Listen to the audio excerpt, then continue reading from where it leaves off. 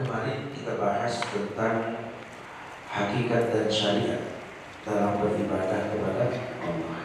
Sudah dijelaskan. Cuma kali ini saya akan coba masuk kepada pelaku syariat, yakni manusia itu terbagi dalam 4 kelompok. Ya, syariatnya sama, hakikatnya sama, cuma menyikapi syariat hakikat ini kembali kepada manusianya. Karena kalau bicara ngaji, yang ngaji gitu, tempatnya sama, ustadznya sama, bukunya sama, kajiannya juga sama, tapi nanti hasilnya beda.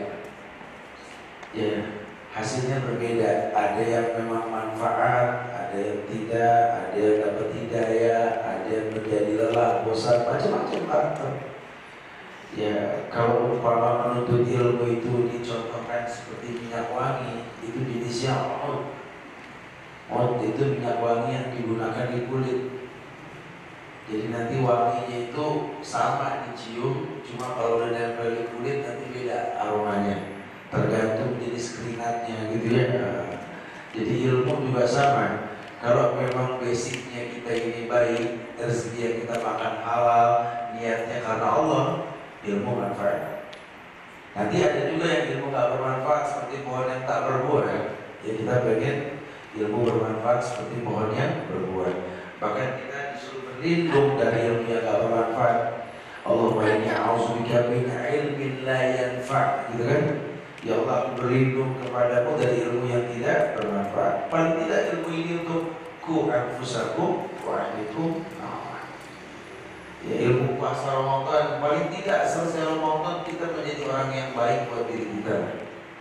Kita memperhatikan kesehatan buat diri kita. Kita lebih sabar, lebih arif, lebih dewasa dengan Ramadan. Mudah-mudahan di luar Ramadan kita menjadi orang tua yang memang dikagumi, dinanti oleh anak-anak kita, ya. Karena kita lebih mulia dengan Ramadan. Iya, kata Ibnu Taimiyah dalam kitabnya ini mengatakan manusia terbagi dalam 4 kelompok. Setiap orang, kata beliau, harus berpegang teguh pada prinsip bahwa ia hanya mencintai dan berkeinginan sesuai dengan apa yang diperintahkan oleh Allah. Manusia punya prinsip nih. Setiap keinginan, setiap rasa cinta itu karena perintah Allah. Karena kalau bicara keinginan, tiap orang keinginannya berbeda. Tapi asal keinginan tersebut di ACC sama Allah, jangan terus. Jangan dengerin omongan orang. Qul Rabbi Allah sumastaqim. Katakan Rabbu Allah istiqomah. Contoh kayak ibu kumpul tadi, Masya Allah ngaji, ustazah.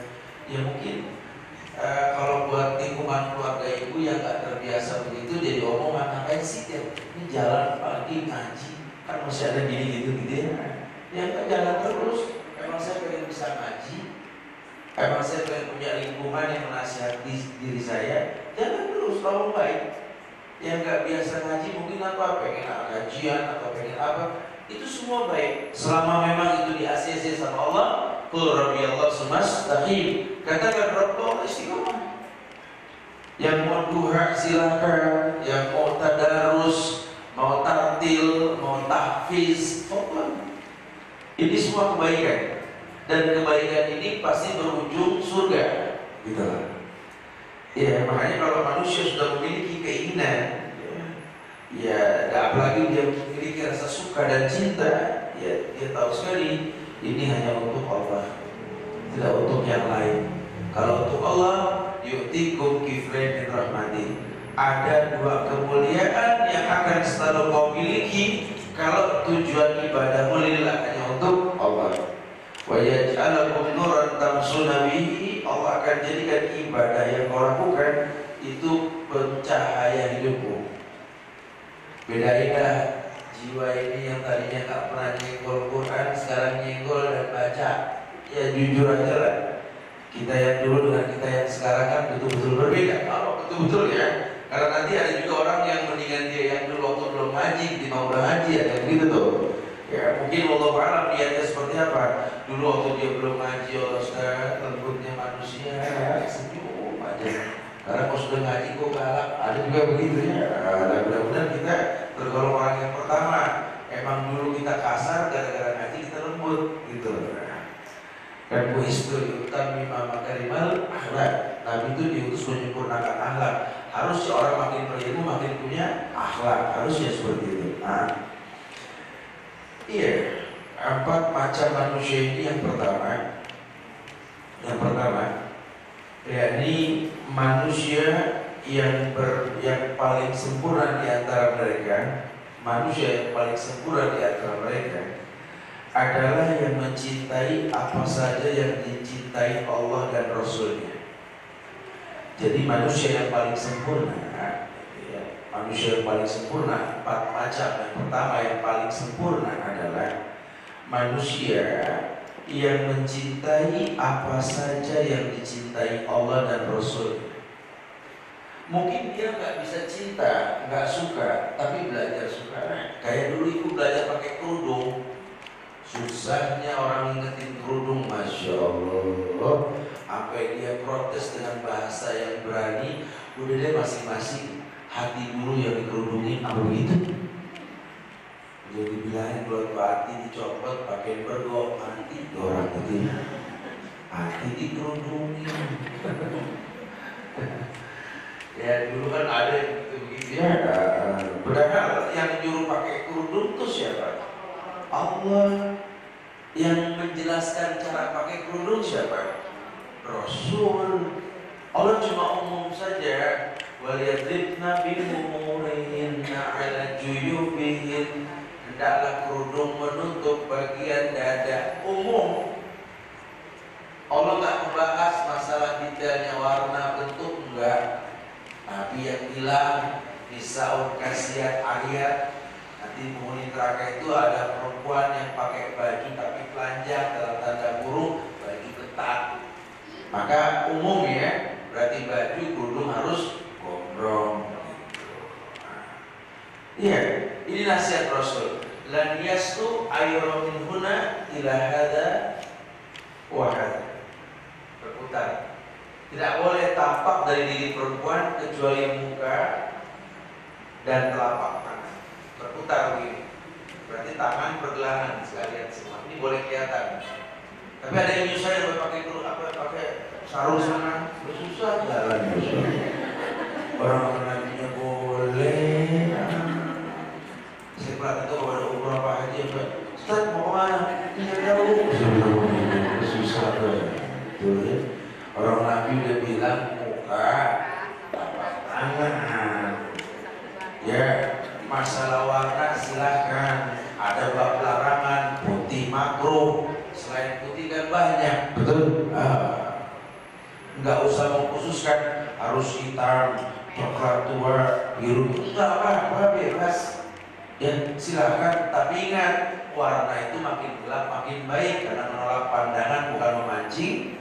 Jangan begitu, ya nggak banyak ornamen, ya. Segera pin antar negara ditempel semua, model-model motor mobil sekalian dealer sekalian gitu. Jangan ya, kalau bisa kayak gitu-gitu aja, tolak pandangan bukan memancing pandangan, bebas. Ya. Bagaimana dengan cadar, niqab atau butrah ini ya? Ini sifatnya mustahab, disukai, tapi nggak wajib. Maka kalau gara-gara yang mustahab, jangan sampai merusak hubungan yang wajib. Ini perlu disikapi loh, ya. Karena nanti banyak itu orang yang frontal, beragama tapi nggak bisa luwes, beragama tapi nggak bisa bersosialisasi. Dia lupa, kadang dia beragama baik, cuma tingkah laku dia membuat orang lain nggak boleh beragama. Banyak. Ya ini bahaya, makanya kita butuh bimbingan. Nah, orang yang pertama, orang yang paling sempurna itu adalah orang yang mencintai apa saja yang dicintai oleh Allah dan Rasulnya. Ini pernah dibahas tentang salasun man kunna fihi wajada halawatal iman. Ada 3 hal yang menyebabkan orang merasakan manis dan lembutnya iman. Riwayat Muslim hadis yang pertama, ayakunallahu wa rasulahu ahabba ilaihi mimman siwahuma. Kalau kau ingin merasakan Islam ini ringan, indah, manis, lembut, hendaklah Allah dan Rasulnya lebih utama. Hendaklah Allah dan Rasulnya lebih utama. Itu yang pertama. Ini yang dimaksud. Kalau dia sudah mendahulukan Allah dan Rasul, nanti hidup ini enteng. Kita nggak ada beban karena Allah, bukan karena manusia. Kalau karena manusia capek nggak ada habisnya. Orang bilang begini, capek. Sudah. Karena Allah, karena kita ini milik Allah, bukan milik manusia. Jadi yang penting jaga Allah. Ihfazillah yahfazuk. Ihfazillah tajidhu tujahak. Jagalah Allah, Allah jaga kamu. Jagalah perasaan Allah yang dijaga, jangan Allah murka. Urusannya Allah, manusia mah gampang lah. Pokoknya yang pantas buat Allah, pantas buat orang aja gitu ukurannya. Ya, kita disuruh pahami itu. Kemudian manisnya Islam iman yang kedua, ayuhibbal mar'u la yuhibbuhu illa lillah. Tidaklah dia mencintai seseorang karena Allah, membencinya pun karena Allah. Belajar kita kalau melihat orang tuh ukurannya Allah. Ini orang, kita nggak demen sama orang, tapi nggak ada alasannya saya nggak demen loh. Ini Allah nggak menyalahkan dia, Allah demen kok sama dia. Ya dia agamanya bagus, dia penampilannya rapi, cuma memang saya pernah punya masalah dengan dia, nggak terima kebaikan, ya salah terima aja kebaikan. Kalau masalah akhlak enggak urusan kamu gitu kan. Udah akui memang dia benar. Cuma mungkin memang kadang-kadang nggak cocok aja. Karena ada orang yang benar tapi memang nggak cocok. Ada orang yang benar memang cocok. Ada orang yang begitu. Ya. Semua ada pasangan-pasangannya. Nggak berarti harus cocok gitu kan. Yang ketiga, la ya'budallah illa bima syara'a. Ya ini yang ketiga, ayat bahwa ayat udah fil kufur. Membenci untuk kembali ke masa lalu. Dosa di masa lalu. Jadi kalau kita sudah bisa benci dengan dosa di masa lalu, kita tidak akan pernah mengulang, dia akan datang. Dan orang yang membenci dosanya di masa lalu itu akan merasakan betapa indahnya hidup di lebaran baru. Itu ya. Yang saya maksud yang pertama. Jadi di hal yang satu ini yang paling sempurna di antara manusia ini orang yang mencintai sesuatu karena Allah, karena Allah dan Rasulnya mencintai. Jadi ini yang paling utama. Belajar menerima. Karena umum ayat mengatakan Qul in kuntum tuhibbunallah fattabi'uni. Katakan ya Muhammad, seandainya kalian mengatasnamakan cinta kepada Allah, tidak ada cinta kecuali mencontoh Rasulullah sallallahu alaihi wasallam. Qul, katakan in kuntum tuhibbunallah fattabi'uni. Jadi umum ya, secara umum kita ini ibadah karena cinta. Kalau ibadah sudah karena cinta, otomatis yang namanya cinta itu membuat orang yang mencintai itu tunduk pada yang dicintai, otomatis. Makanya kita dikatakan habibaka haunan ma asayakuna bagi dohayuman ma wa bagi dohayuman ma asayakuna habibaka yoman ma. Cintai orang yang ingin kau cintai. Tapi sewajarnya saja. Jangan berlebihan, nanti kuciwa kalau sudah begitu ya. Atau benci orang yang ingin kau benci, boleh, tapi itu pun sewajarnya saja. Mana kau tahu sekarang kau benci, besok benar-benar cinta, betul? Kan sering terjadi. Awalnya benci, lama-lama gemeter kalau ketemu jelas. Jadi Islamnya kasih kita biasa-biasa aja dah. Karena hidup ini pasti berpisah. Kalau terlalu nanti gak terima perpisahan kita akhirnya. Padahal kita ini milik Allah, kapan mau diambil kapan saja kan. Menerima akhirnya penyakit di diri karena kematian, karena perpisahan. Ngomong aja, gak mau makan, gak mau minum, mau apa sih? Mati aja dah. Kenapa? Berpisah, nyeksa diri gitu ya. Lawang hidup ini singkat, cintai tapi sewajarnya saja. Dan belajar mencintainya karena Allah membencinya pun sama. Karena Allah yang membolak-balikan hati manusia. Kalau ukurannya Allah dan Rasul, mungkin kita baru tobat, baru belajar, nggak gampang menerima. Tapi nanti lama-lama insya Allah lah. Insya Allah. Ya, karena banyak orang yang kaget dengan hukum kadang-kadang, ya langsung dikating, nggak boleh, kok boleh, kalau saya menjadi baik gara-gara itu selama ini, gitu kan? Saya nggak boleh ziarah ke makam wali, ke makam habib, ke makam ustaz-ustaz saya, yang melarang ziarah. Cuma merutinkan ziarah ini nggak ada contohnya kalau begini. Mendingan ziarahi makam orang tua Anda, itu lebih baik. Lebih merasa kita ini bakal mati dengan mendatangi kuburan mereka kan. Loh, saya jadi lebih baik loh gara-gara sering ziarah ke makam wali. Kebaikan menurut siapa? Kalau kebaikan menurut kita, ragam nanti masalah. Bahkan ada yang mengatakan saya menjadi baik kalau banyak belanja di mall, banyak mana menjadi baik.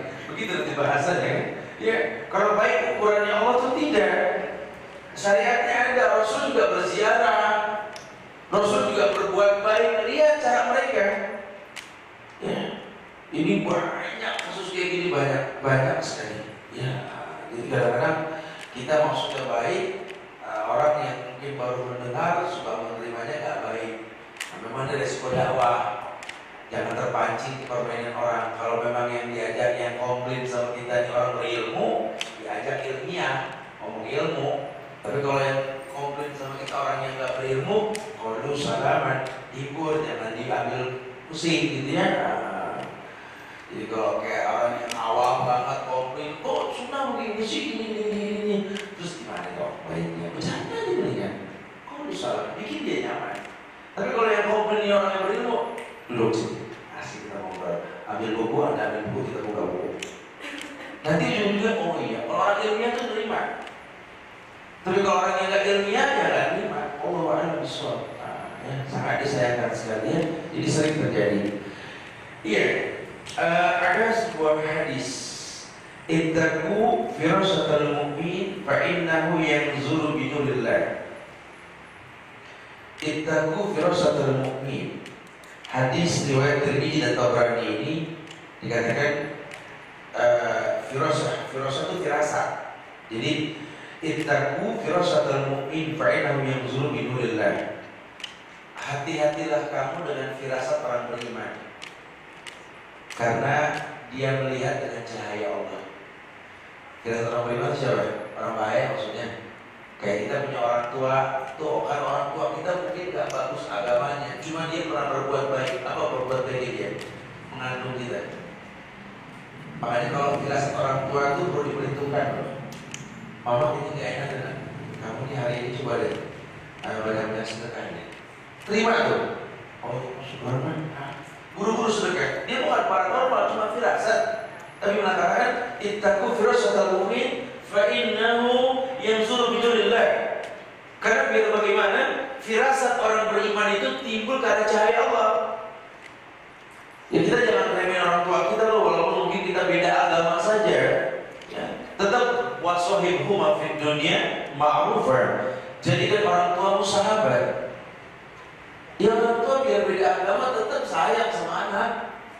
Ya apalagi satu agama, cuma beda mazhab, beda pengajian doang. Jangan jadi pemusuhan. Cuma masalah dia kerudungnya kecekek, timbangnya gede, ibu sudah sari. Jangan jadi nggak tegur-teguran, jangan. Wasahibhuma fid dunya ma'rufan. Jadikan dia itu sahabat yang ma'ruf. Ma'ruf apa? Transparan. Yang zohiron, terang-terangan, bangga punya orang tua, walaupun dia pakai kerudung orang tua nggak pakai, bangga. Inilah orang tua saya, apa adanya. Ala TV, dan sholat itu apa adanya, gitu ya. Udah nggak dibuat-buat. Kok anaknya pakai kerudung, mamanya enggak? Inilah Allah, kemuliaan Allah. Mungkin Allah pengen yang terbaik buat orang tua saya dan saya. Pede gitu loh orang tua. Kamu punya orang tua sakit mulu, inilah mungkin Allah pengen saya berbakti kepada dia sering-sering atau bertatap wajah. Karena kalau dia sehat, saya jarang nengokin. Pede gitu loh jadi anak orang tua. Jangan lemot, harus terang. Ya, kenapa? Karena ini orang tua punya kelebihan. Ya, firasatnya itu kuat. Kalau dilarang sama orang tua, perhitungi larangannya. Jangan sampai Ya, mama sih, firasat mama sih gak enak aja kalau kamu sering-sering keluar, nanti gawang gak dijaga, kebobolan urusannya. Dan walaupun nyerang itu bagus, keluar itu bagus, tapi kalau kamu perhitungkan yang di dalam rumah ini bahaya loh. Kasusnya sudah banyak. Oh iya makasih mah, sarannya. Kok rentet hati mama nih pagi kayak gak enak, dan kamu gak apa-apa kan? Sudah sedekah, iya. Sedekah aja, gak usah berat-berat. Kalau masa pas-pasan gak ada sedekah, pada senyum aja senyum. Gitu ya. Senyum mulu lagi sedekah. Gitu ya. Pokoknya berbuat baik, maksudnya ya jangan dipaksain senyumnya ya. Hambar gitu buat paksanya. Kemudian ada firman Allah nih di hal yang pertama, surat Al-Hijr ayat 75 ya. Al-Hijr ayat 75, inna fi dzalika laayatin lil mutawassimin. Jadi ini memang nyaris nih kata Ibnu Taimiyah nih, inna fi dzalika laayatin lil mutawassimin. Mutawassimin di sini artinya tuh orang yang memperhatikan tanda-tanda. Ulil albab, orang yang mau berpikir. Ya apa sih yang membuat dia begini, dia begitu gitu ya, karena firasat timbul dengan waktu. Ya. Apa sih ini kok anak kok nggak datang-datang ke rumahnya? Kamu sakit nah? Bukan berarti orang tua tahu anaknya sakit, bukan. Ini jangan-jangan apa yang dia perbuat ini membuat nanti dia sakit jadi ketemu. Contoh gini, saking sibuknya dia sampai dia nggak sempat nanya keadaan orang tua. Itu bisa menjadi penyebab dia sakit. Kenapa dia sakit? Karena Allah pengen mereka saling bertatap muka. Habis kalau nggak sakit jarang ngobrol. Pas sakit kan ngobrol mulu betul. Mana ada anak orang tua udah dewasa pegang tangan tiap hari. Baik Pak, sehat lah ya Allah. Jarang dah kejadian begitu aja. Udah sakit dulu baru begitu. Udah sakit baru bikin kaki. Makanya makan jangan rusuh ya Allah. Buka puasa jangan yang dingin dulu mah. Oh kalau nggak sakit mah nggak ada obrolan ya.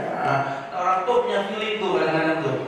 Ya Allah, belum terjadi sakitnya, cuma instingnya kuat banget.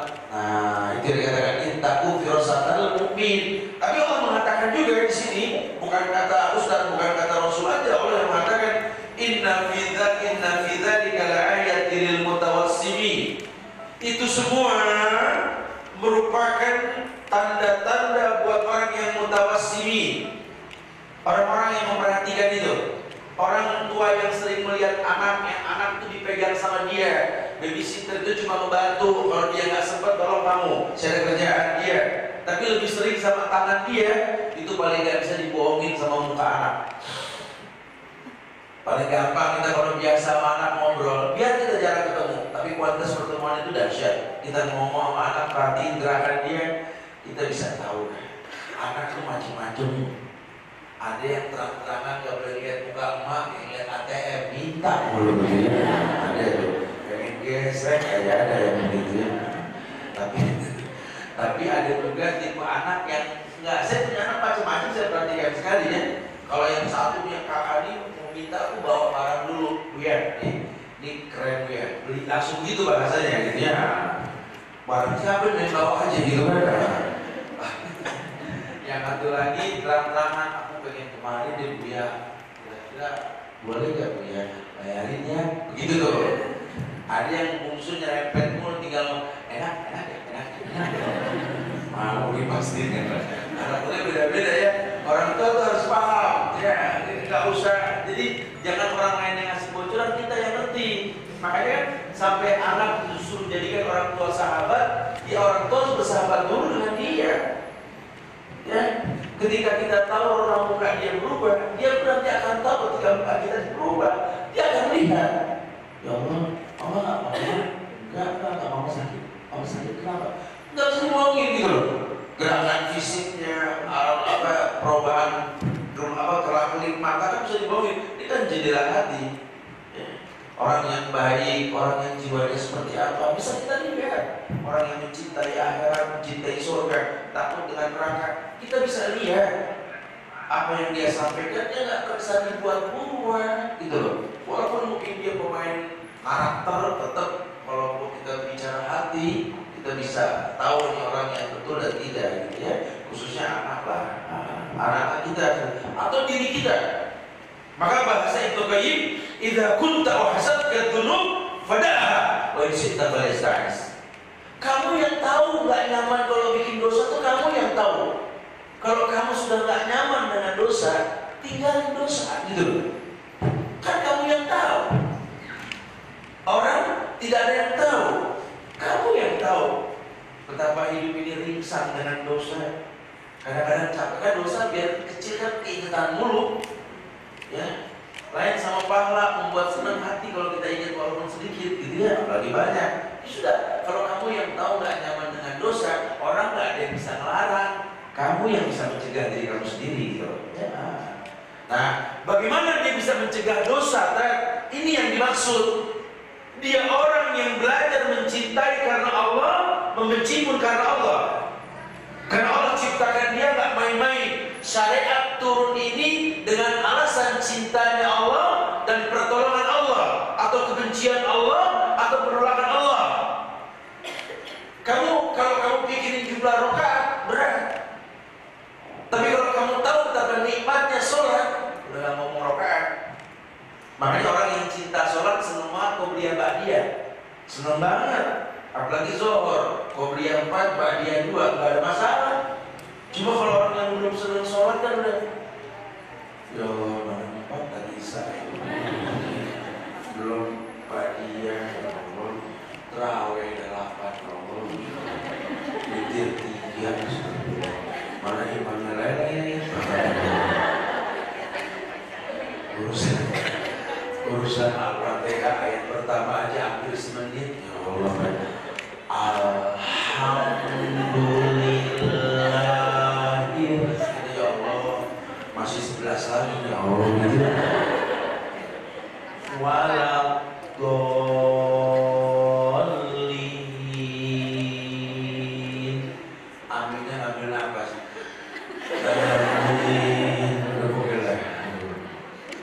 Udah was-was nih membaca apa, ya Allah. Bener membaca, ya Allah. Alif lam ra, astagfirullahaladzim. Ingat muka yang ngajak sholat di situ, udah bilang dengan kemarin. Ya itu kalau nggak temen sholat. Kalau temen sholat lah ya. Kalau perlu ngumpulin duit ya ke Masjidil Haram. Dia rasakan terawih 1 juz, gitu ya. 1 juz di sana, nggak minum jus lagi. Di sini 2 gelas jus, obat sejus kan kelewatan, gitu ya. Jadi betul-betul tuh ya obat. Ya kalau orang yang berilmu, masya Allah. Inna fi dzalika laayatil mutawassimin. Karena selalu ada tanda-tanda buat orang yang mau memperhatikan. Allah tuh gak turunkan hujan dalil dengan main-main. Rabbana ma khalaqta hadza batil subhanaka faqina. Kalau orang yang berilmu kan gitu, selalu berkata, ya Allah, tidak kau ciptakan semua ini sia-sia, ya Allah. Tidak kau ciptakan sia-sia. Betul. Aduh, kalau nggak Ramadan mah nggak bakal kita rajin dah tarawih tahajud, betul? Mumpung Ramadan, karena bukan hanya rakaat yang pahalanya di rakaat banyak 11 dengan witir tadi, huruf yang dibaca oleh imam itu kan dikali 10, betul? Dan itu buat siapa? Buat imam, buat makmum. Qiraatul imam, qiraatul makmum. Dan ini cuma di Ramadan doang kan? Di bulan lain nggak ada. Oh ya sudah kan kalau begitu, kapan lagi? Ngaji enggak, cuma dengar pahalanya sama, kan enak, Ramadan doang. Ya, request imam, panjangan dikit, gitu ya. Harusnya begitu harusnya. Cuma karena dia nggak berilmu, tinggal celana selingkuh kan sih, imamnya siapa? Imamnya. Tuh, akhirnya kita yang merusak tarawih, iklannya cepat bukan lelet, gitu ya. Sudahlah ya, kita nggak tergolong. Sampai Umar bin Khattab ini pernah berkata, Umar bin Khattab tahu ya, sahabat Rasul, ya, sahabatnya Abu Bakar. Iqtaribu min afwahil muti'i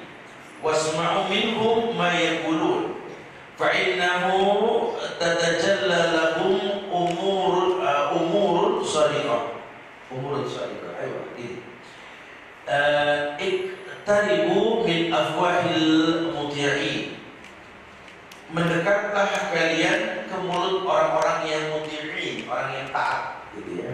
Deketin, artinya bukan deketin itu, bukan terima omongannya, gitu maksudnya. Wasma'u minhum ma yaqulun, biasain denger omongan, dengerin kata-kata yang dia keluarkan. Wasma'u bima yaqulun, wasma'u minhum ma yaqulun, biasakan mendengar apa yang dia katakan. Fa'innahu tatajalla lahum umurun sharifah, karena sesungguhnya nampak bagi mereka urusan-urusan yang benar. Ya, kalau orang itu baik, agamanya baik, belajar dengar. Insya Allah ada manfaatnya. Insya Allah ada manfaatnya. Jangan suka remehin omongan orang tua, omongan guru, atau kakak kita yang lebih tua. Kalau bicara nasihat ya, tolong jangan sampai kita remehkan. Apalagi memang dia orang yang berilmu, kata Umar bin Khattab, fa'innahu tatajalla lahum umurun sharifah. Karena orang-orang yang bertakwa ini, orang-orang yang taat dalam ibadah ini, mulutnya itu yang keluar itu semua nasihat. Ya apa ya? Kayak orang saya perhatikan sekali di pedalaman-pedalaman daerah ini, mungkin dia orang yang tidak sempurna dalam agama, cuma dia kecil kemungkinan bermaksiat karena belum masuk pasar, belum masuk modernisasi, belum masuk. Jadi yang dia tahu tuh bangun pagi, sholat subuh ke sawah, sholat zuhur di pematang, kemudian asar balik, zikir, kemudian nunggu maghrib, tuh rokok terus kumpul terus tuh orang kampung dia nggak mengharapkan rokok mereka ya. Begitu aja aktivitasnya. Kayaknya kayak nggak ada bobotnya nih orang gitu ya. Tapi kalau kita nimbrung sama mereka, simple bahasa. Ya, pokoknya yang kita tahu kan memang di Quran dibilangnya dijadikan siang untuk bekerja, malam untuk istirahat. Simple bahasa itu. Ya ternyata betul.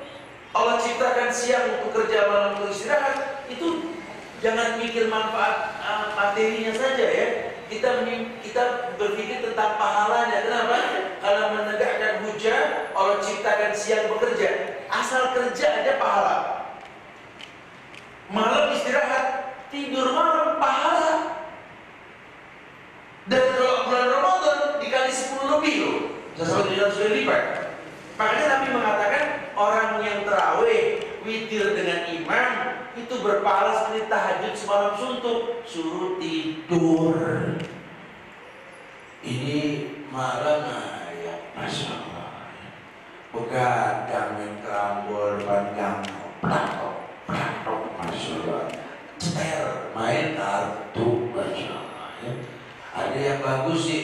Kalau saya sih sengaja kan malam saya bangun saya tahajud lagi kan. Ya boleh aja, nggak disalahkan. Cuma Nabi nggak mencontohkan, karena nanti lelah. Takutnya tahajud kamu yang sunnah, yang sudah di backup sama tarawih tadi, itu membuat kamu lelah dalam Ramadan di pagi hari. Ya entahlah, mungkin jadi vertigo, betul? Jadi goyang. Saya sih vertigo belum, baru vertigo. Vertigo, vertigo ya. Ya, itu ada level-levelnya itu kurang darah gitu ya. Kalau tigo standar. Ya usahakan gitulah ya. Jadi kalau bisa istirahat deh ya. Istirahat. Terus juga cara buka puasa diperhatiin, makan jangan berlebihan. Ini mumpung Ramadan loh, kita masuk paket diet loh soalnya. Kalau hari biasa susah, mumpung Ramadan soalnya. Kalau dibiasakan kita itu bisa ini, ya insya Allah mudah-mudahan Ramadan Idul Fitri nanti kita tergolong orang-orang slimin, insya Allah gitu ya, slimin. Orang yang sliminnya insya Allah ya, yang badannya slim maksudnya gitu ya. Yang kedua, kita masuk golongan macam manusia kedua. Tadi yang pertama sudah ya, orang yang betul-betul sempurna adalah orang yang mencintai apa saja yang dicintai Allah dan Rasulnya, dan dia membenci apa saja yang dibenci oleh Allah dan Rasulnya.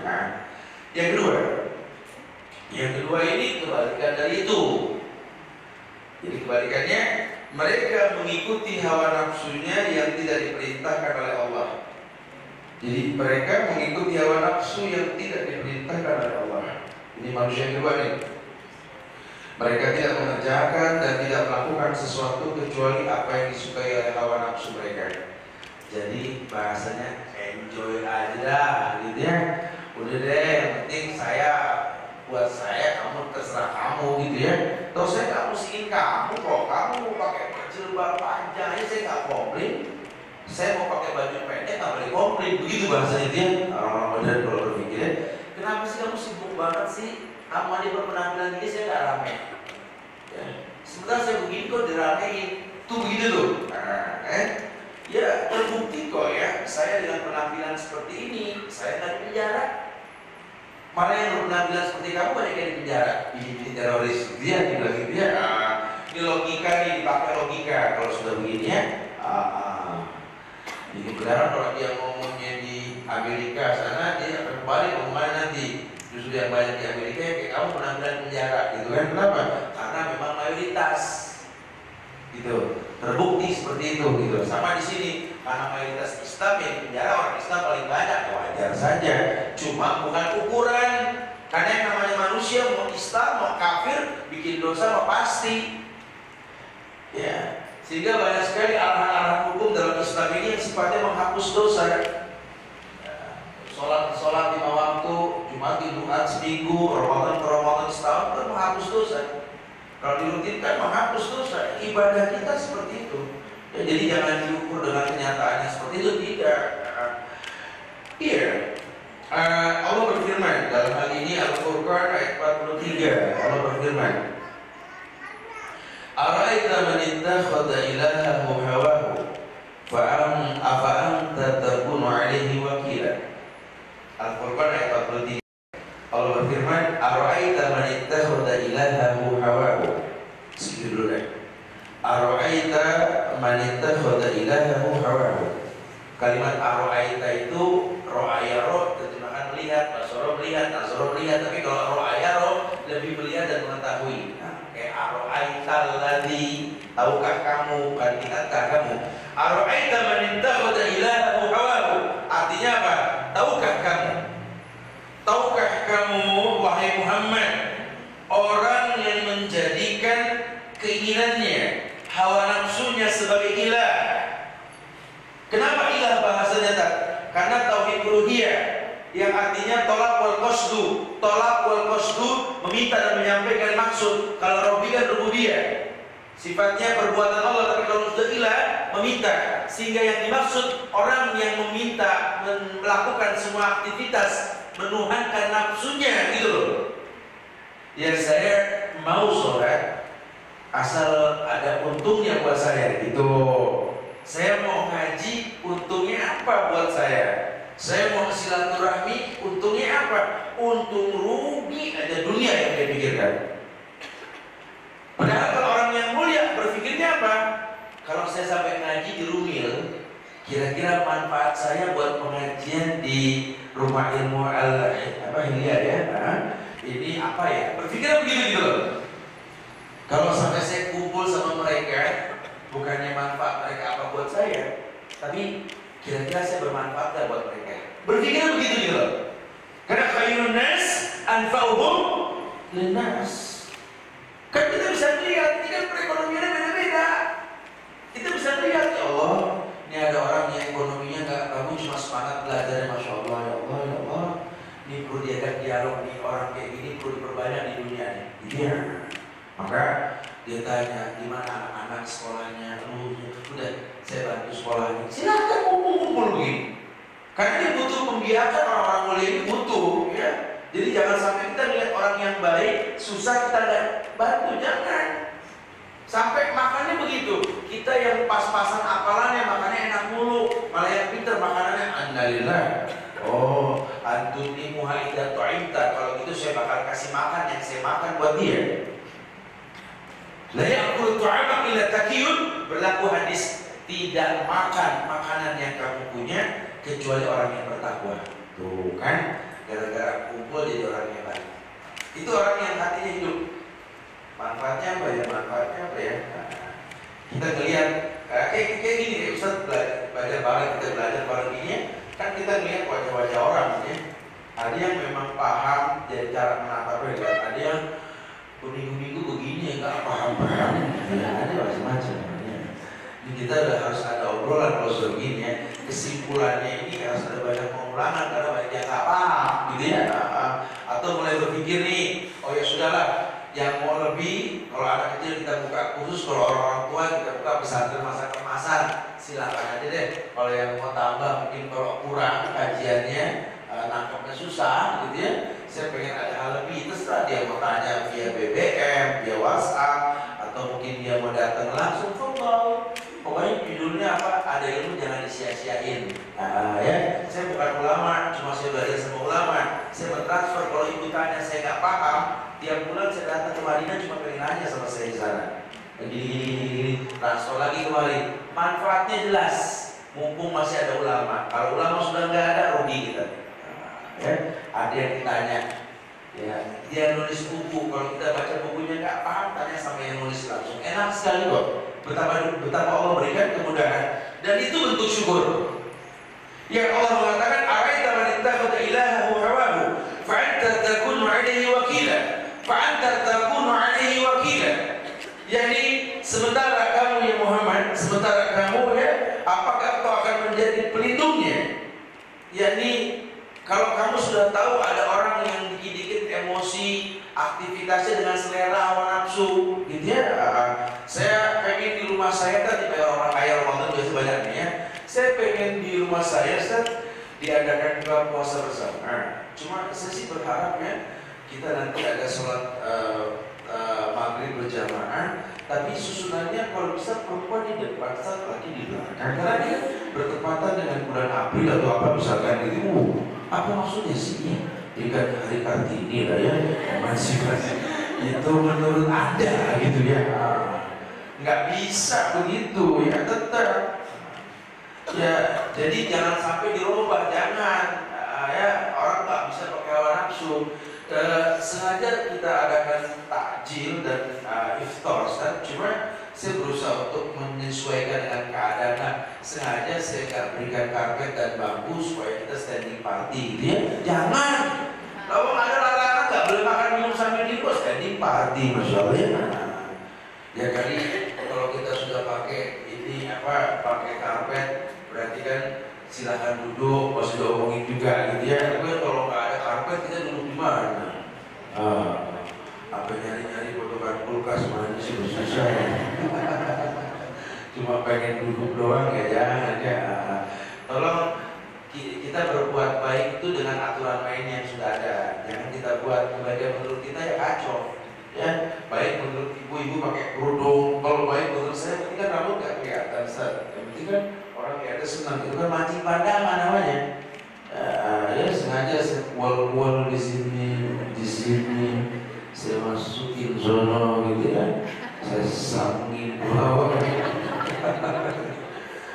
Sampai dalam lain, luar lain lagi. Sampai di juga kayak merek es krim gitu ya. Nah, ya itu menurut kita kalau hukum itu sudah bagus ya, sesuaikan saja, insya Allah bagus loh. Apa ada itu baik-baik insya Allah.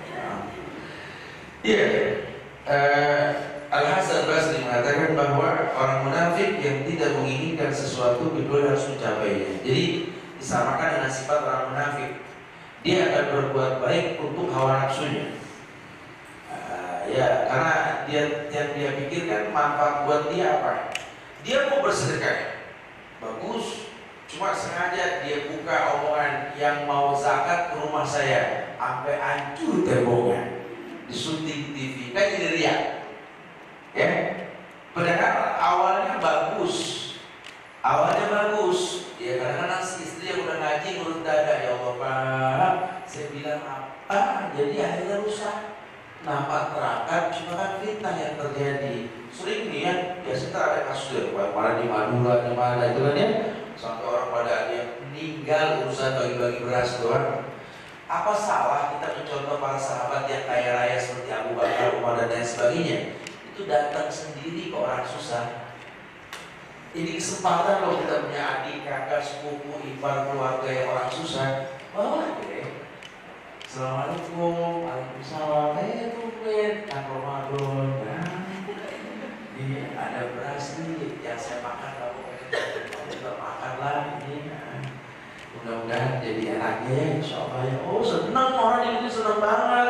Apalagi kita makan sama mereka di tempat mereka tuh, masya Allah lain, rasanya lain. Repot, betul saya sering banget memanfaatkan waktu cuma pengen merasakan nikmat. Karena saya pengen makan siang, saya gak biasa makan diri tuh, gak biasa pasang habis siapa gitu. Bawa aja nasi bungkus datang ke tumpukan sampah di tapuk di mana dah. Itu makan di atas tumpukan sampah mereka tuh. Ya awalnya jijik, cuma lama-lama tuh ya cuma pengen baca ekspresi orang aja ketika dapat kebaikan tuh. Ya Allah, kita bisa lihat langit Rasul biasa begitu. Ya Allah, paling nggak gitu loh. Buat semangat diri itu gitu loh. Kayak sekali-kali coba kita dengerin apa sih yang orang tua kita pengen selama ini yang kita nggak pernah open dengan itu kan. Ternyata dia punya keinginan yang besar yang belum kesampaian. Coba kasih hadiah. Kalau bahasa saya itu kemarin di Al-Azhar saya bilang kalau bisa kita tahu tampung nih, kita kan nggak punya uang, selalu punya uang kan, kita tampung orang tua pengen apa? Dia pengen Quran yang besar, dia pengen punya jam dalam kamar, jam Al-Fajr yang kalau waktu azan berbunyi misalkannya, dia pengen apa, pengen ini gitu ya, yang kira-kira gampang, tuh kumpulin buat parcel, kasih ke dia. Itu air matanya, ya Allah, ya Allah, ya Allah. Ini semua yang mau itu subhanallah. Itu kalau dia tersenyum, getar langit terasa, rontok semua yang kamu minta, Allah turunkan yang kamu inginkan.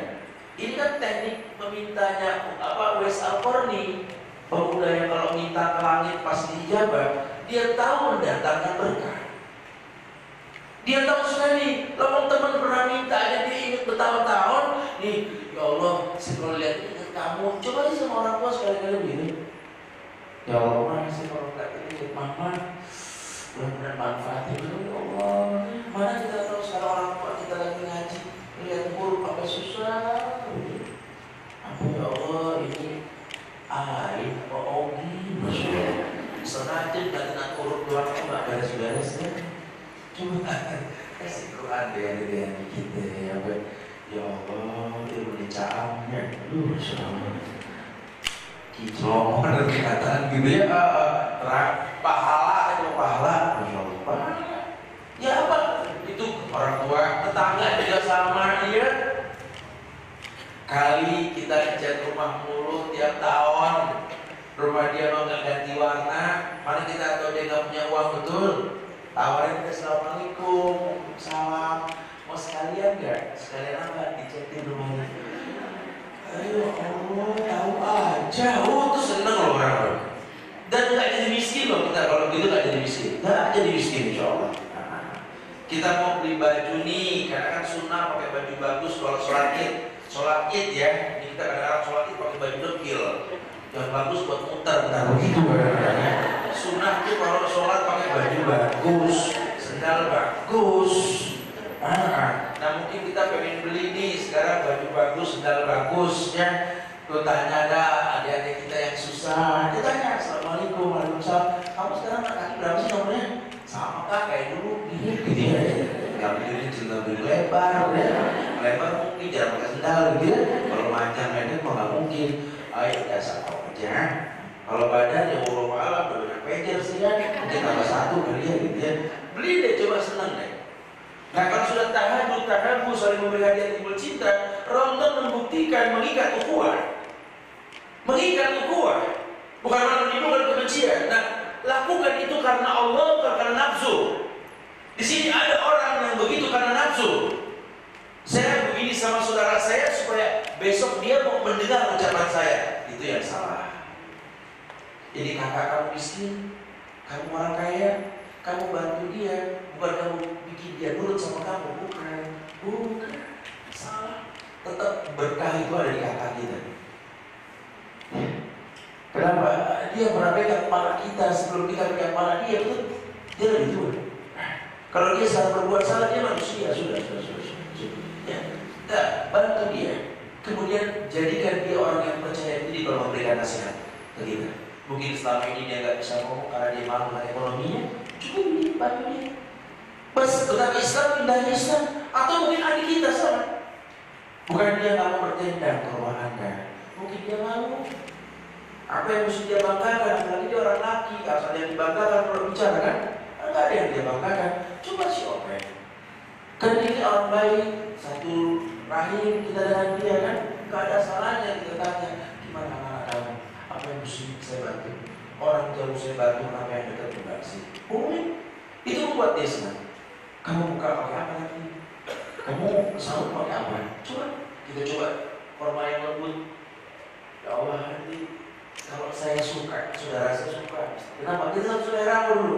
Kalau dulu permen pojok ganti-gantian gitu. Kenapa sih kita bisa beda selera? Enggak ya? Enggak. Cuma beda kemasan doang. Modelnya sama, rasanya sama ya. Coba timbulkan sense of belonging kita gitu loh, ke lingkungan kita, keluarga kita semua. Iya. Ya. Begitu pula kita ke orang tua juga sama.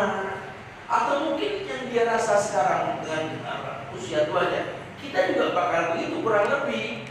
Karena kalau satu turunannya kurang lebih senangnya mirip, sakitnya mirip, bahagianya mirip. Coba sayangi dia, perhatikan dia, nanti anak kita sayang perhatian sama kita. Oh, betapa senangnya mereka diperhatikan. Kita bawa makanan tuh, nih, pilih buat mama, biar nanti saya sisanya. Itu kan tersayang dia, orang tua ya suruh pilih paling 2 biji yang digeser. Nah, udah ini aja itu buat kamu. Itu saya sudah membuat dia bahagia kan. Tapi kalau kita duluin buat keluarga dulu baru orang tua, ya dia terima cuma nggak bahagia. Ya, karena nggak tersanjung. Ya, karena dulu apa? Dulu waktu kita masih kecil kan dia masya Allah kan. Ya gaji pertama itu langsung praktis sebelum dipakai. Itu duit kamu mau apa? Kalian mau apa? Oh bahagia. Sekali kita memberikan anak bahagia itu apa ya? Sebuah perbuatan yang susah dibayar ya. Ketika orang tua tuh bisa memberikan anak tuh bahagianya dahsyat. Ya. Apalagi aku pengen ini pak, aku pengen ini mah, nanti doakan ada rezeki. Ada rezeki langsung. Kita sekarang coba praktekkan itu. Nanti akan kita rasakan betapa kita memetik buah kemuliaan dari Tuhan kita nanti. Insya Allah. Ya. Iya, surat Al-Qasas ayat 50. Al-Qasas ayat 50. Wa man adallu mimman ittaba'a hawahu bighairi hudan min Allah. Wa man adallu mimman ittaba'a hawahu. Dan siapakah yang lebih sesat daripada orang yang mengikuti hawa nafsunya? Bighairi hudan min Allah, tanpa petunjuk dari Allah. Al-Qasas ayat 50. Ya. Maksudnya apa, Ustaz? Jadi kita boleh punya keinginan, boleh, asal ada petunjuk. Kayak kita rajin sedekah, rajin karena tahu pahala sedekah, karena tahu perintah, sehingga ini boleh. Ini si orang maniak sedekah dan enggak apa-apa, tidak apa-apa. Toh karena Allah dia nggak pengen dipandang. Allah sudah katakan anfik ulfik alik, infakkan hartamu, Allah infakkan kamu. Dia merasa diperhatikan sama Allah kalau dia bersedekah. Ada saja urusan anaknya beres, keluarganya nyaman, tentram, sama tetangga akur. Kalau bilang berlebihannya enggak, karena sedekahnya. Dia sedekah nggak terbebani dia, cuma kebiasaan-kebiasaan kecil yang dia rutinkan saja. Isi bahan bakar 100.000, cuma 95.000, yang 5.000 minta ribuan, biasain ngasih tukang parkir. Dia senang daripada polisi cepat dengan tukang parkir, jelas kan? Jadi kadang-kadang kita kesel banget tukang parkir. Aduh, segala minimarket ada tukang parkir, gitu ya. Dia biarin deh, ya Allah, dia mau menjaga oleh alhamdulillah. Terus Rp1.000 buat kita gak berat kan? Dia bilang makasih ya, itu aja sudah pahala loh. Ya Allah, 1.000 dia bisa menghidupkan keluarganya. Kalau dia pejabat juga gak bakal markiri, betul? Apa juga susah. Kecuali polisi cepet, ini mau minut kan? Pampet semua pampet sih gitu ya. Tapi kalau tukang parkir ya gak apa-apa. Jangan kesel, karena banyak dia kesel, saya kesel banget dengan belanja di warung sono. Di minimarket ini mah ada aja kan parkirnya. Parkir ada kardus di atas jok kita. Biar adem, Masya Allah. Kalau nggak ada juga kita bilang maaf juga nggak marah. Iya, kalau nggak resmi betul? Udah dienteng-entengin aja. Yang penting ada manfaat buat orang. Kalau cuma kembalian bahan bakar, seberapa susahnya sih? Bikin dia senang. Kecuali kalau parkir instansi yang memang nggak boleh, nah ini gratifikasi lain lagi nanti ya, kita membuat dia tertarik untuk membantu karena uang itu nggak boleh ya. Tapi kalau di luar itu nggak ada masalah. Kebiasaan baik kok. Kebiasaan kalau beli makanan dilebihin, tujuannya buat ngasih. Kalau masak dilebihin, tujuannya ngasih. Seneng aja kalau di mobil ada korma, ada air, khawatir terjebak macet, paling nggak ada. Sehingga kalau dia buka, ditawarin orang yang mau. Biasa berbagi lah. Udah jadi orang yang hobi sedekah, nggak jadi miskin. Mana qasat sadaqatu min mali, nggak akan pernah kurang hartamu karena sedekah. Apalagi yang kau sedekahi orang baik. Ya, kau bantu dia sehingga dia makin gancang dalam berbuat kebaikan. Pahala kebaikan dia pahala kamu. Pahala kebaikan dia pahala kamu. Jadi saya bilang kalau ada orang-orang yang susah, miskin, respon. Ya, tapi kampung saya susah kan, agama nggak sampai kan. Coba cari anak yatim yang miskin, bawa kita didik sini. Mudah-mudahan 10 tahun yang akan datang ini anak yang mendakwai kampung tersebut. Karena mungkin sifat kampung ini protektif, dia tidak menerima pendapat orang. Tapi kalau warga sendiri yang ngomong ya bisa. Kita mendakwai orang-orang Baduy, ya betul? Ya, orang Baduy pesantren ini. Nanti dia bakal ngomong didengar. Ya, kayak apa? Kayak orang-orang Yaman, Hadramut, gitu ya, orang-orang Arab dari Yaman. Ya kalau orang Indonesia yang ngomong nggak bakal didengar. Cari orang-orang Arab yang miskin, kemudian didik agamanya, dia yang ngomong dengar. Umat di Bali kan begitu. Kami bingung Ustaz, orang Arab di Bali ini bingung Ustaz gini. Ya yang ngomong bukan dia orang, bukan dia yang ngomong, penuh langsung kumpul gitu ya. Itu cuma teknik. Ya di Sunda, ya di Betawi, ya di mana? Di Jakarta kita mau ngomong sama orang Jakarta, dibilang Wahabi kita betul. Paling enak lah Wahabi ente, begitu langsungnya kan. Tapi kalau kita bisa pakai bahasa mereka, dia bilang Wahabi begini oke dah. Begitu, tetap Wahabi tetap oke. Memang begitulah ya, karakter tiap daerah berbeda. Jangan paksakan. Makanya saya berhusnuzon, kenapa banyak ustaz-ustaz kibar ini melarang ustaz-ustaz daerah terlalu sering di Jakarta. Kenapa? Karena nggak sampai dakwah ke daerah mereka, yang sampai di Jakarta warnanya banyak akhirnya. Sehingga terjadi keributan karena karakter adatnya berbeda. Akhirnya orang dari daerah berdakwah ke Jakarta ini nggak sampai ke putra daerahnya, sampai pendatang. Ya, mana ada ustaz dari misalnya dari Sumatera, Padang ceramah orang Betawi benerin nyaman nggak ada. Atau orang dari Medan ke Jawa ceramah, orang Jawa aslinya dengerin alam ya. Tapi kalau putra daerahnya beda. Tapi sesekali tabligh akbar boleh, itu lebih baik. Karena lebih mengenal ya. Sama dengan kita ke keluarga, yang paling layak mendakwahkan keluarga ya keluarganya. Cuma sesekali bolehlah ada kajian memberikan masukan secara umum. Iya. Jadi jangan rubah di fitrah. La tabdila li khalqillah. Jangan pernah rubah ketetapan yang telah Allah takdirkan. Hukumnya seperti itu. Jadi kalau sampai ada orang tua yang nggak paham karena kita nih anak nggak bisa bersahabat, itu aja masalahnya. Kenapa mesti orang lain yang ngomong? Anaknya udah, tapi dia nggak setuju. Anda gagal bersahabat dengan dia. Anda gagal. Ini orang tua Anda yang menerima Anda apa adanya. Cuma orang tua Anda yang pernah menggendong Anda sambil berkata, anak ganteng, anak cantik, anak lucu. Ganteng dari mana ini? Cantik dari mana? Orang tua yang ngomong begitu, betul? Berarti dia terima Anda apa adanya. Cuma Anda tidak bisa bersahabat dengan orang tua, itu masalahnya. Anda nggak pernah akan menghapus keringat orang tua. Anda nggak pernah akan memeluk dengan rasa. Anda nggak pernah akan tanya sama orang tua Anda warna apa yang ibu paling suka. Anda nggak pernah bertanya ke ayah Anda apa yang diinginkan hari ini ayah. Kita nggak bisa bersahabat dengan dia. Akhirnya kita pegel sendiri. Aduh Ustaz, saya orang tua tante, kalau udah balik mau bapak nggak ada akunnya Ustaz. Ayah saya masih merokok kan. Sama RW juga rokok, saya bilang gitu. Aduh, saya kalau udah masalah agama, apa sih jadi ngomong masalah rokok,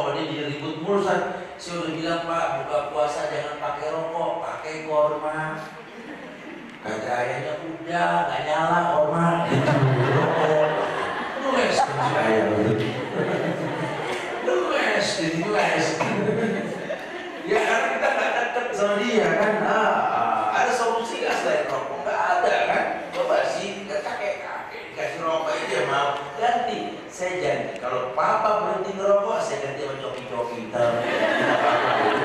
Kita nggak boleh coki-coki juga, cuma lapar. Ya orang sih bikin dia nyaman dah, teman-teman kita susah amat sih sudah bikin dia mesem dikit gitu ya. Makanya pakai hati, kalau mau nonton tuh pakai hati gitu ya. Bikin sebuah drama indah dalam hidup ya. Mulai sekali-kali kita bikin surprise gitu ya, kita ke pengiriman barang gitu ya, ya macam-macam, ada sejenisnya, ada sedikit, macam-macam gitu ya. Ya, udah kita kemas tuh baju yang bagus, kasih alamat rumah orang tua kita, padahal satu rumah. Nyampe, senang banget orang tua dapat parcel, senang nggak setahun sekali, betul? Dapat kiriman, ya Allah, siapa yang kirimin, ya Allah, gitu ya. Pas dibuka ada baju, ada surat yang baca, "Ma, ini baju dari saya, Ma." Akhirnya surat ini, Ma, kita buka puasa bersama di tempat yang enak. Coba bohong kalau dia nggak berkata bohong. Ya Allah, diperhatiin sama anak. Selama ini nggak ada yang perhatiin saya. Surprise loh. Coba jangan takut untuk begitu sama orang tua, jangan takut gitu loh. Ya sama keluarga, sama siapa, saudara kita boleh. Ya, berikan dia pakaian yang bagus, kita kumpulan ya, Idul Fitri ya. Mudah-mudahan baju yang bagus ini membuat nyaman pertemuan kita nanti. Coba sih buat drama yang indah gitu loh. Tapi dari hati, ya dari hati buat yang indah. Masya Allah. Ya ini sebuah keindahan, kemuliaan yang anak-anak kita lupakan. Masya Allah, Allah katakan, "Wa man adallu mimman ittaba'a hawahu bighairi hudan min Allah." Siapa lagi orang yang lebih buruk daripada orang yang mengikuti keinginannya tanpa mendapat petunjuk dari Allah. Jadi yuk kita biasakan, yuk kita berbuat baik ini karena Allah. Jadi kita punya keinginan yang kuat untuk berbuat sebuah kebaikan, tapi tolong kebaikan yang kita lakukan ini bukan kebaikan menurut kita, tapi menurut Allah. Tinggal tekniknya aja. Ya bahasanya sama kok. Qala Allah wa qala Rasul gitu ya. Sama ya. Allah berfirman, Nabi bersabda, sama lah insya Allah. Cuma teknik. Kalau ke anak kita kan ngomongnya, "Assalamualaikum sayang." Salam. Ya Allah, tahu gak? Allah itu pernah berfirman. Gaya ngomong gitu. Kalau sama yang teman, gimana bro saya? Kita kalau kayak gini kayak ada di Quran tuh ada tuh. Allah berfirman gini. Teknik. Kalau orang tua, ya Allah mama, saya menjadikan ayat Allah yang mengatakan ini. Tiga teknik. Di dalamnya sama. Kalau Allah, kalau Rasul, kalau hati yang berbicara, ekspresi Allah yang keluarkan dengan sendirinya. Tapi tolong ada CV, apa adanya, jangan dibuat-buat gitu loh. Ya jangan cuma sebatas kebutuhan, jangan.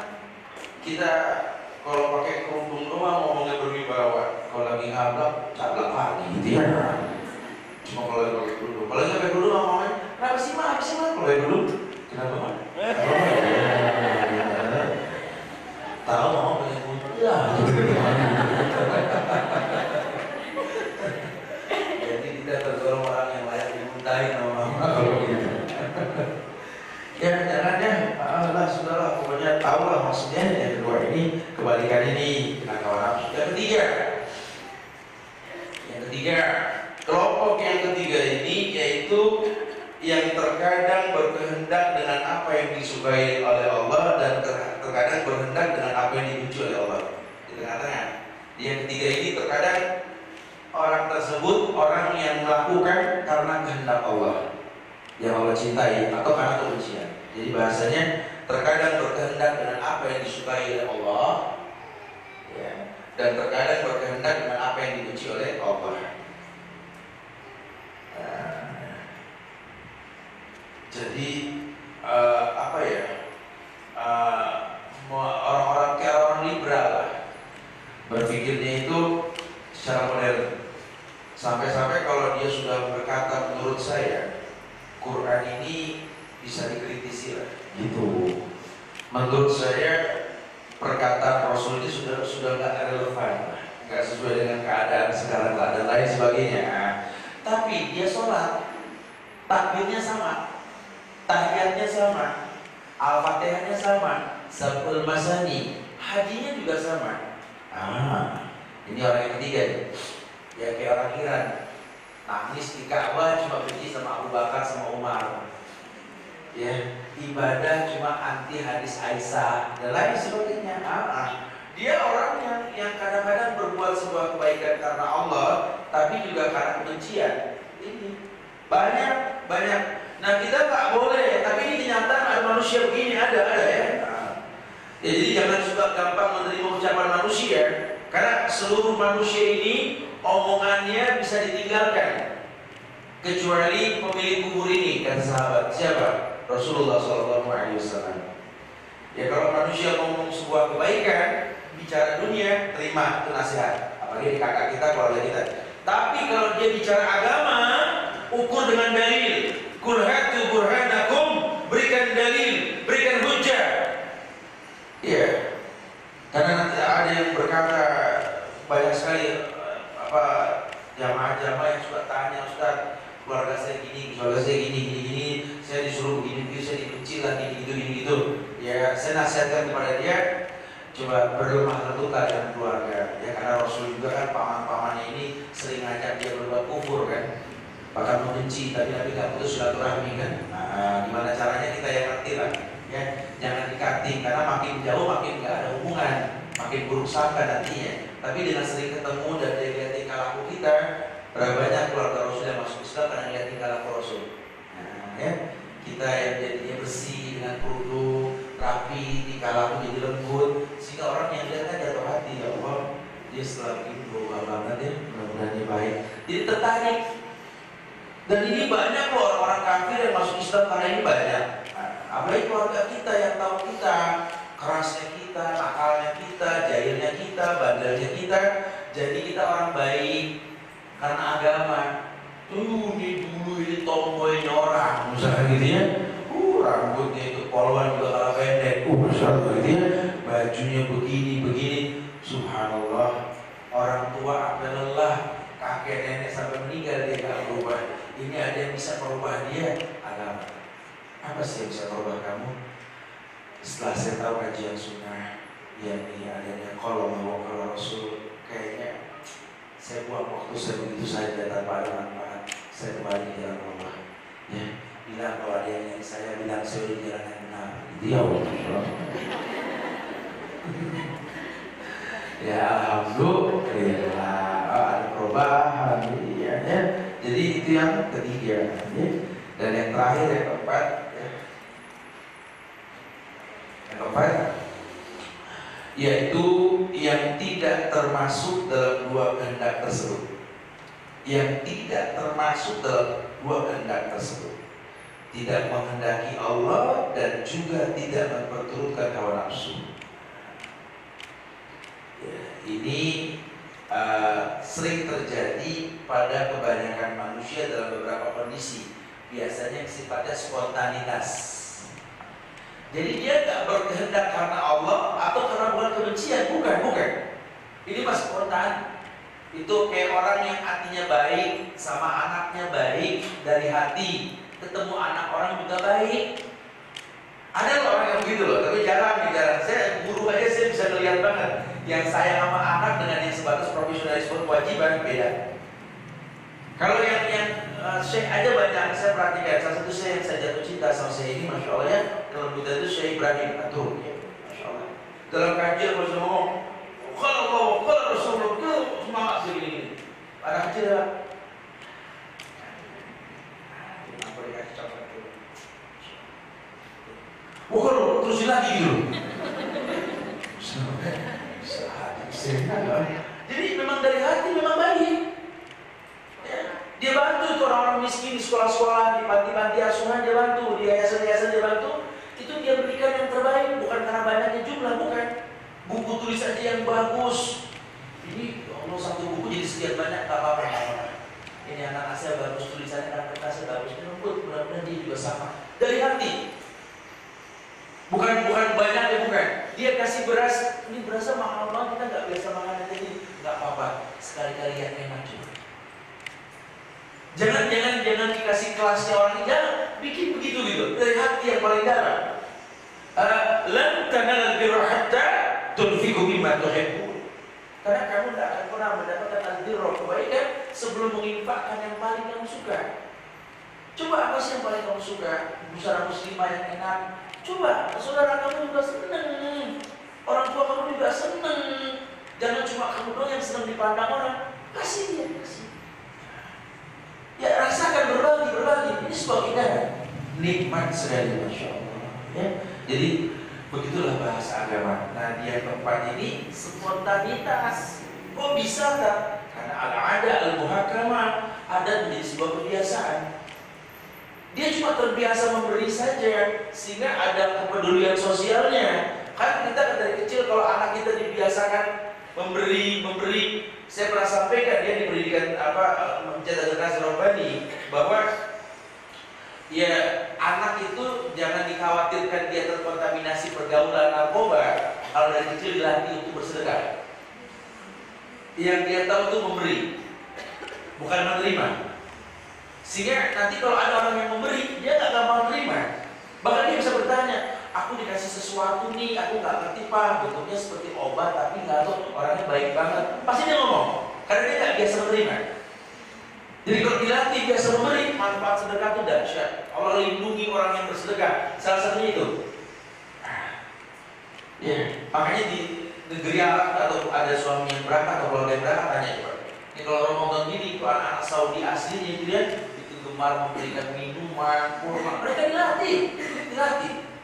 Ya, supaya mereka nggak terkontaminasi sama fitnah. Makanya bayangkan anak-anak muda sana rusak itu karena diri, bukan karena orang lain.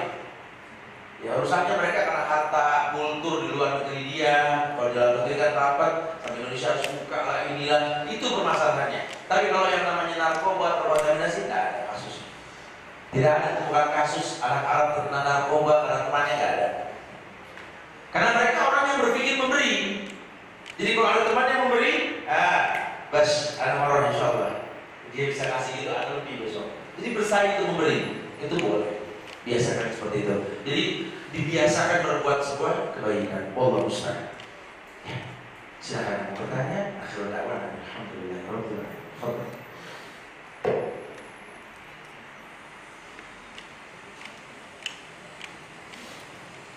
Betul. Dari keempat macam tersebut mungkin ada yang mau ditanyakan, silakan. Betul.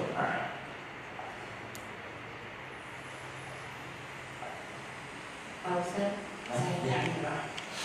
jadi Pak, tipe yang keempat ini nih, tipe yang bagus atau gimana Pak? Maksudnya ini dari yang 4 pelaku syariat ini, yang paling utama kan yang pertama Pak, manusia yang dicintai oleh Allah dan Rasul cintai. Nah itu maksudnya yang kedua, ketiga, keempat itu level atau apa Pak? Level. Empat golongan manusia ini stratanya seperti ini di masyarakat. Yang paling baik yang pertama, yang dia berbuat karena cinta Allah dan Rasulnya tentunya. Yang kedua, ya ini seperti yang dijelaskan tadi, bahwa level yang kedua, orang ini mengikuti hawa nafsunya yang tidak diperintahkan oleh Allah, tidak mengerjakan dan tidak melakukan sesuatu kecuali apa yang itu adalah hawa nafsunya. Ini level yang jelas-jelas buruk, lawan. Yang pertama, yang jelas lawannya. Baru kemudian yang ketiga ini kelompok yang muzabzab, tipikal orang munafik. Karena kalau orang yang berdosa dan orang munafik lebih berbahaya. Karena dia kadang baik, kadang enggak, lebih bahaya. Ada orang yang maksiat terang-terangan. Nah, dia memang peminum, tapi dia nggak pengen merusak orang, memang saya peminum. Gitu ya, maka kata Imam Syafi'i, aku lebih menyukai orang yang bermaksiat ketimbang orang yang berbuat bid'ah. Kenapa? Karena kalau orang berbuat maksiat, ketika dia tahu maksiat itu dosa, dia bakal tinggal itu maksiat. Tapi kalau bid'ah itu keluarin hujah. Tapi kata guru saya begitu. Makanya di level yang 3 berbahaya. Nah di level yang keempat ini dua kemungkinan. Kalau ada masyarakat yang jadi baik karena lingkungan baik, jadi buruk karena lingkungan buruk. Jadi bisa karena biasa, tergantung kebiasaan seperti itu. Silakan ini. Ya, betul. Ya, nanti yang akan datang ini kita nyambungnya ke amar ma'ruf nahi munkar. Kita akan bicara tentang teknik berdakwah nih buat diri kita, anak, keluarga. Karena banyak orang yang modal semangat ya ada rusak dakwahnya. Gak ngerti tekniknya, itu penting. Jadi awalnya seperti ini dulu. Pak golongan tadi. Silakan kita mau ikut yang mana di kenyataan. Tapi yang pasti yang paling pertama itu baik. Itu yang paling baik, paling afdal. Biasakan berbuat itu karena Allah mencintai, Rasul mencintai, walaupun hati ini menolak. Tapi kalau memang Allah perintahkan Nabi contohkan, belajar dan terima. Nah, nanti lama-lama terbiasa. Allah SWT. Fadal, silakan. Iya, ayo. Kita punya waktu sampai 10:30 ini. Fadal, silakan. Iya, belakang, silakan. Silakan. Ini mic-nya bisa ini estafet. Silakan.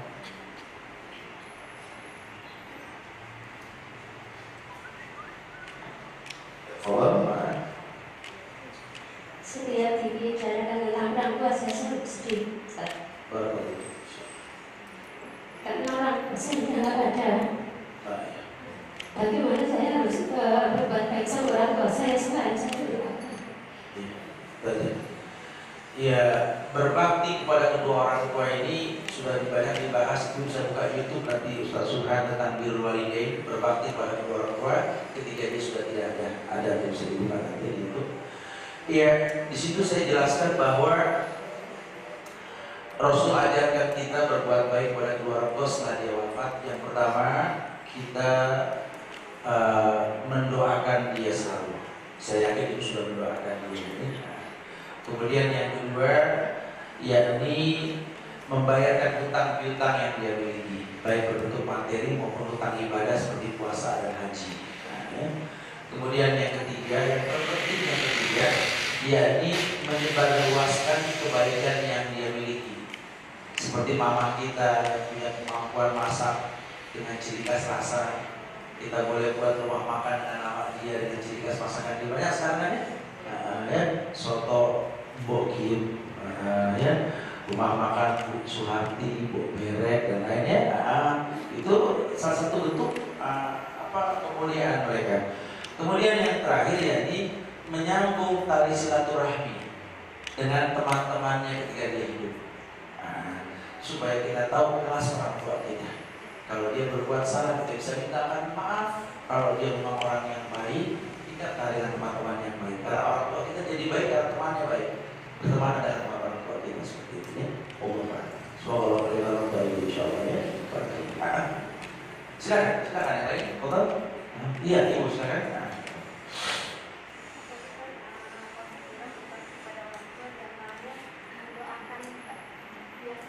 Iya. Bagaimana dengan anak yang orang tuanya berbeda-beda? Apa yang bisa dilakukan? Ini pernah ditanyakan di pengajian sini, Ustaz, bagaimana kalau kita disuruh mendoakan orang tua? Kalau ada orang tua yang berbeda agama dan dia sudah meninggal bagaimana? Ya, memang kita harus berlapang diri bahwa hidup ini milik Allah. Di mana Allah lahirkan kita dari rahim orang yang berbeda agama, itu tidak main-main. Dan kasus ini tidak hanya kita yang memiliki, bahkan Nabi kita pun memiliki kasus yang sama. Orang tuanya pun dalam keadaan kafir. Ya. Banyak kok nabi-nabi yang orang tuanya kafir seperti Nabi Ibrahim, banyak kok sekali ya.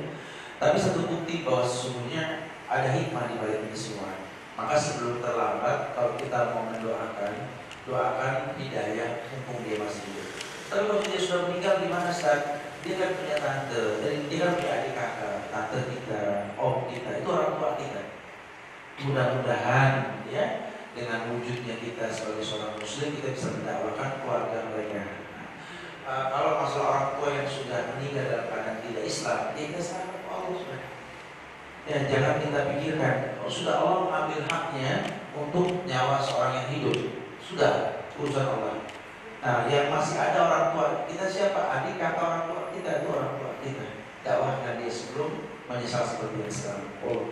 Semoga Allah memberkati Anda. Satu lagi, foto, silakan. Foto, iya, ibu silakan. Tadi bilang bahwa sunnah itu kalau pulang anak. Iya. Ayo, nah, ukuran Nabi bicara itu yang pantas buat sholat, pantas buat bersosialisasi.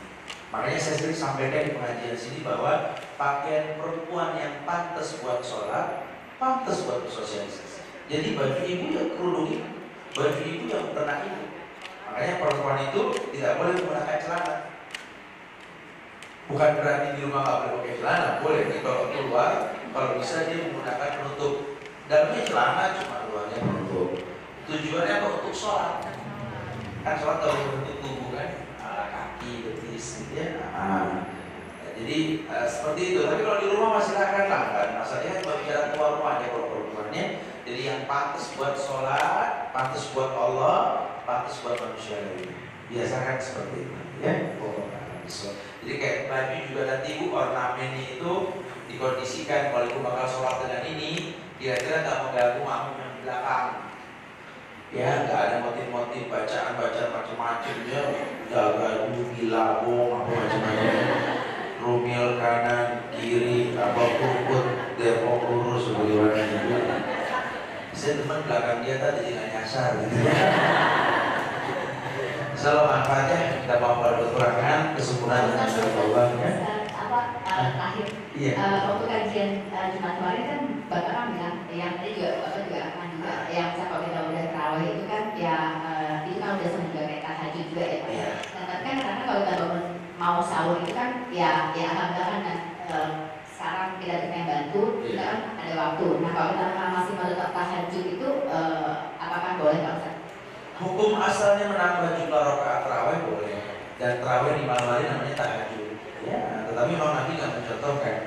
Jadi kalau bakal melakukan muskilah, cukup pahala tahajud, kita bisa bangun untuk sholat istikharah, sholat taubat atau sholat apa? Sholat lainnya. Selain tahajud. Tapi kalau mau ibu lakukan, ulama nggak menyalahkan, cuma memang nggak sebagian karena nggak semua mampu itu. Ya. Jadi berarti yang kalau kita udah tarawih itu juga seperti kita udah tahajud. Betul sekali tahajud sholat. Ya. Aku rukun lihat, bos.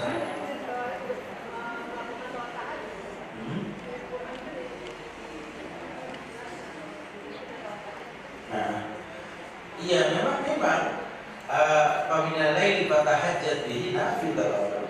Dari sebagian malam tahajud lah betul. Nah Nabi itu mencontohkan qiyamul lail tahajud di bulan Ramadan yang beliau lakukan itu di 10 hari terakhir, menjadikan tarawihnya tahajud. Tapi di awal-awal Ramadan itu beliau mencontohkan habis isya tarawih, gitu ya. Nah, jadi Rasul ringan sekali. Kita sudah tarawih, witir sama 5, pahalanya seperti tahajud semalam suntuk. Udah ringan banget kan? Jangan berberat karena tahajud tarawih itu sunnah. Jangan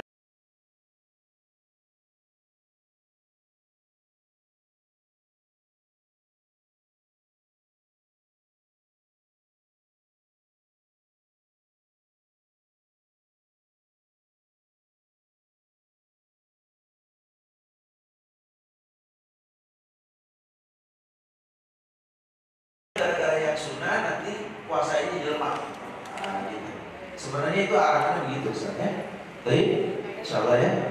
Aku qouli hadza wa astaghfirullaha li wa lakum wa lisa'il muslimin wal muslimat innahu ghafurur rahim. Subhanallah wa bihamdihi asyhadu an la ilaha illa anta astaghfiruka wa atubu ilaik. Assalamualaikum warahmatullahi wabarakatuh.